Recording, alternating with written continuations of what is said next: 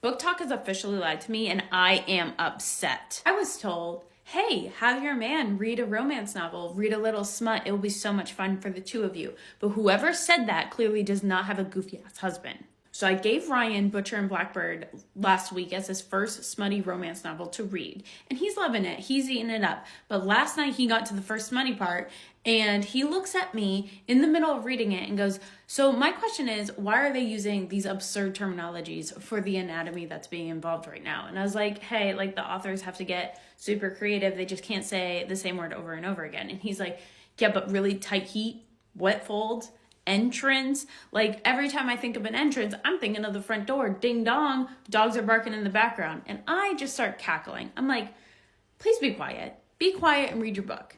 And like a good boy, he does. He reads his book and finishes the scene. And once he's done, he comes to bed. And I was like, how was that for you? And he's like, well, I'm not aroused, if that's what you're asking. Obviously not in that terminology. I'm just being so professional today. And I was like, okay. And he's like, but I did love that I finally learned why she's called Blackbird. And that intrigued me. I was like, sir, you are 80% way through the book. What do you mean you're now learning why she's called Blackbird? And he proceeds to tell me, well, Ronan just finished. Inside of her, proceeds to go down on her, gathers it all up, comes back up, and spits it in her mouth.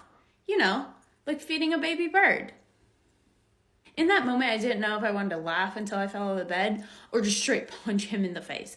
I told him he is no longer allowed to read any of my books because he's just going to ruin them for me, to which he's decided he's actually going to read all of the books I've read now and give his own interpretation of how that book played out. And I don't know how I feel about that. Maybe I'll make him start his own TikTok, Ryan Reads, and he can just kind of let us know his thoughts because I don't know if I can deal with him right now, y'all. I'm going to give him to y'all. You can deal with him.